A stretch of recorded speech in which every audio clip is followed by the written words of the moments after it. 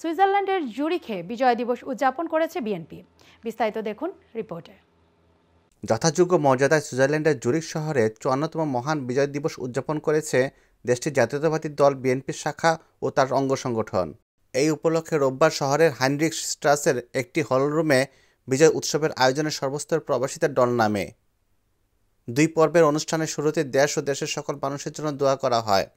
তারপর জাতীয় ও দলীয় সঙ্গীতের মাধ্যমে আলোচনা পর্বে স্বাধীনতা সংগ্রামের সকল জাতীয় নেতৃবৃন্দ, স্বাধীনতার ঘোষক শহীদ প্রেসিডেন্ট জিয়াউর রহমান ও অকুতোভয় বীর মুক্তিযোদ্ধাদের স্মরণে ফুল দিয়ে শ্রদ্ধা জানানো হয়।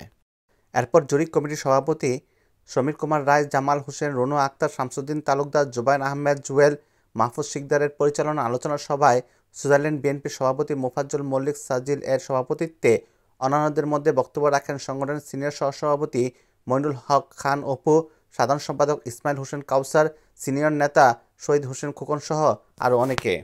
এ সময় বক্তারা বলেন, শহীদ প্রেসিডেন্ট জিয়াউর রহমানই বাংলাদেশে বহুদলীয় গণতন্ত্রের জনক, আর আওয়ামী লীগ সত্যিকারের স্বৈরাচার হয়ে দেশকে, দেশের মানুষকে নরকের দিকে ঠেলে দিয়েছে।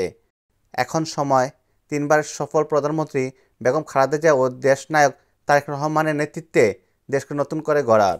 অনুষ্ঠান শেষ পর্বে প্রবাসী নারী ও শিশুদের জন্য ছিল দারুণ সব খেলার আয়োজন। দেয়া হয় বিজয়ীদের মধ্যে পুরস্কারও।